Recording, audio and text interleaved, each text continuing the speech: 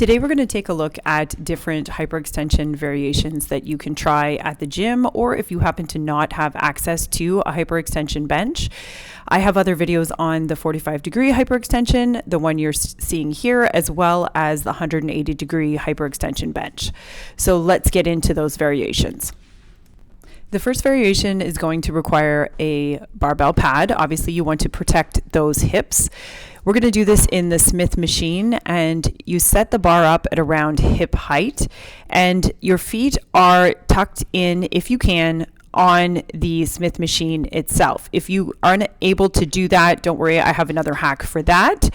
And of course, you keep your back flat, your chest proud, and your abs engaged while performing the movement. This other variation is using a squat rack, which most commercial gyms will have a squat rack. We're going to set up the guard bars to around hip height, and what we want to do is be able to lean over that barbell using the bar pad in order to press into the bar. So based on how your squat rack is set up, whether or not you're facing out or facing inward, it just depends on how your squat rack is set up. This, however, is a half rack, so I am facing outwards rather than inwards, or I would hit my head.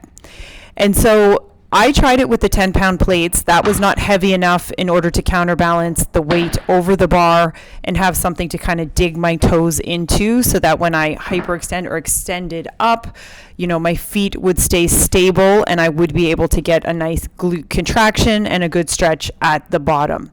Remembering, of course, to keep your back flat, your chest proud, and squeeze from the glutes. This could also be a lower back exercise. However, most of the times when you see it, most people will be doing it for some sort of glute involvement. Here is another variation that you could also try if you had a stability ball. However, it does really shorten the range of motion, so it's quite possible you could get heavier on this movement in order to work the glutes, lower back, core, and hamstrings. Give it a go and let me know in the comments which one you prefer.